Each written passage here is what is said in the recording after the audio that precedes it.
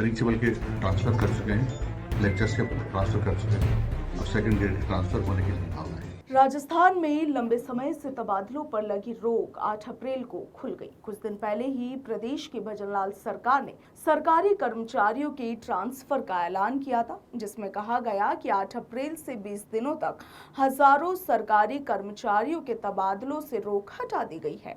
इस फैसले के बाद कर्मचारियों के बीच हलचल तेज हो गई थी, क्योंकि कई लोग लंबे समय से तबादलों का जाहिर सी बात है कि इंतजार कर रहे थे। और अब आप देखिए कि 8 अप्रैल से तबादले शुरू भी हो गए हैं। मगर राजस्थान में सेकंड ग्रेड और थर्ड ग्रेड शिक्षक बहुत लंबे समय से अपने ट्रांसफर का इंतजार कर रहे हैं, मांग कर रहे हैं, मगर हर बार उदासीनता के अलावा कुछ नहीं मिलता।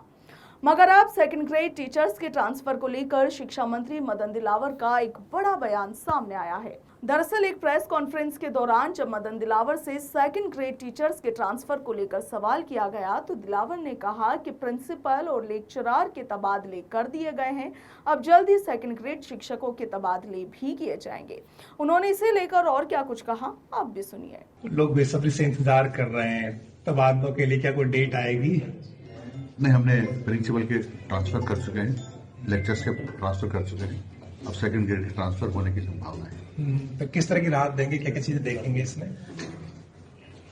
हम सभी विद्यालयों में समान अनुपात में टीचर लगाने का प्रयास करेंगे, ताकि कोई भी विद्यालय ऐसा नहीं हो जिसमें कम टीचर हो। जितने टीचर हमारे पास जितनी प्रतिशत में कम है, उतनी प्रतिशत में सब विद्यालयों में कम रहे। क्या जो बीमार हैं, तलाकशुदा, प्रेतकता, इस तरह के जो केसेज होते हैं उनमें क्या सरकार रियायत बरतेगी? वो देखेंगे मौके की स्थिति कैसी रहती है। कंसिडर करती है सरकार हमेशा, तो कंसिडर ऐसी स्थिति में करेंगे जो एक्सेस है, जहाँ हमको जो ऐसा लगता है कि नहीं हमारे पास ज़्यादा हो रहे हैं, तो फिर देखेंगे।